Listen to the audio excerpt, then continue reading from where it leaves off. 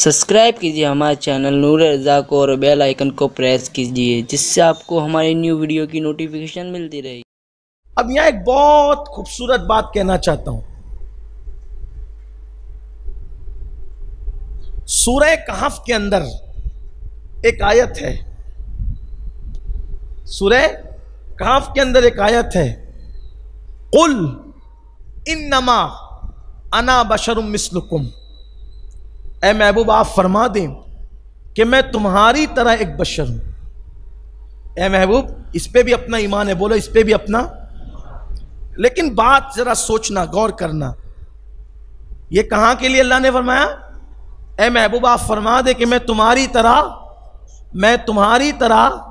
بولو میں تمہاری طرح بشر ہوں، میں تمہاری طرح بشر ہوں۔ یہ فرمایا، کس نے فرمایا؟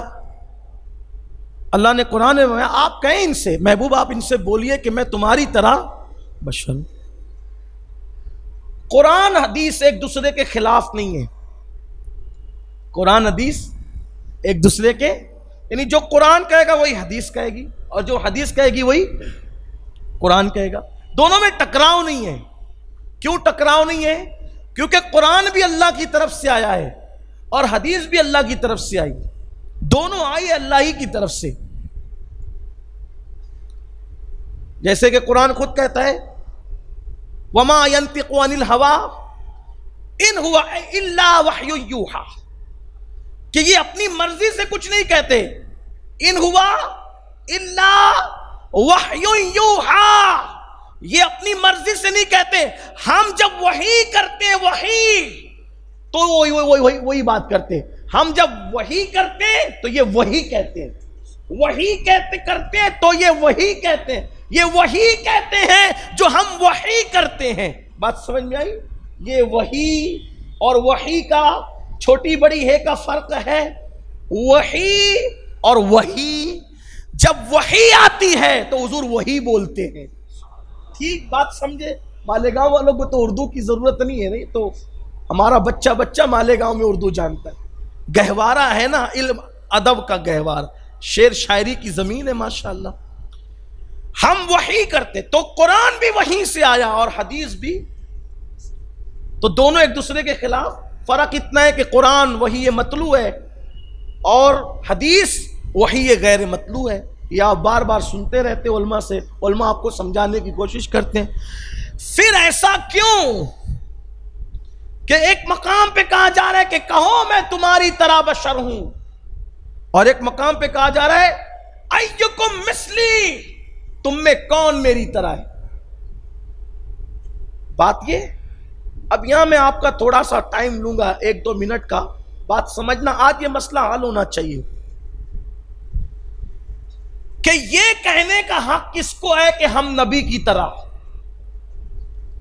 اور یہ کہنے کا حق کس کو ہے کہ ہم نبی کی طرح نہیں ہے؟ یہ جو کہا نا قل انما انا بشر مثلکم، میں تمہاری طرح بشر ہوں، یہ حضور نے کہا تھا مکے کے کافروں سے۔ کس سے کہا تھا؟ کس سے کہا تھا؟ کس سے کہا تھا؟ مومنوں سے نہیں کہا۔ جب مومنوں سے کہا تو کیا کہا؟ ایکم مثلی، کون میری طرح ہے تم میں؟ دونوں سے بات الگ الگ، کیونکہ کافر ان کو نبی مانتے ہی نہیں تھے، تو حضور نے ان کو کیا کہا کہ میں تمہاری طرح بشر ہوں۔ کیوں کہا؟ دیکھو اس کو آسانی سے سمجھو، آپ ہندوستان کے ماحول کو لے کر ہی سمجھ لو۔ ہندوستان کے اندر کتنے کروڑ لوگ بستے ہیں؟ 125 کروڑ لوگ بستے ہیں، یعنی کہ 1 ارب 25 کروڑ لوگ بستے ہیں۔ اس میں سے 25 کروڑ ہے مسلمان اور 1 ارب ہے جو مسلمان نہیں ہے۔ ان میں اچھے بھی ہیں برے بھی ہیں۔ کچھ ایسے لوگ ہیں جو مسلمانوں کو ستاتے ہیں، کچھ لوگ، سب نہیں، کچھ اتنے اچھے ہیں کہ اگر ہم نماز پڑھیں تو ہمارے غیر مسلم بھائی ایئرپورٹ پہ کھڑے ہوتے، کسی کو آگے جانے نہیں دیتے۔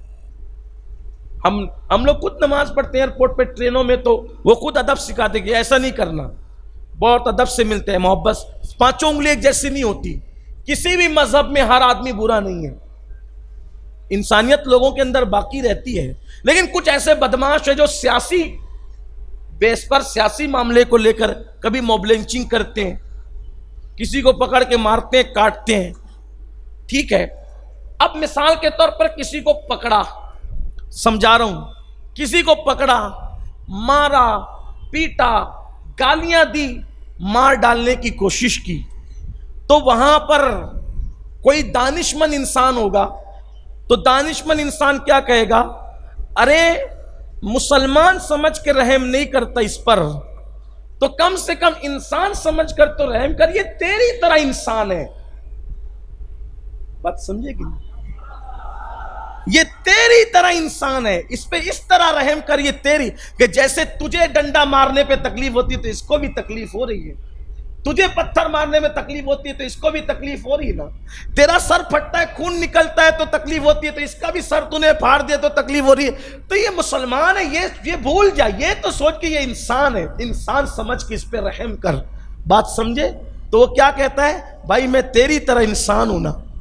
کیا کہتا ہے؟ میں تیری طرح، مجھے تو نہیں سمجھتا نا، مسلمان مجھے سمجھ کر کے مجھ پہ ظلم کر رہا ہے، تو میری اہمیت نہیں سمجھتا، تو میں تیری طرح انسان ہوں. بات سمجھے نا؟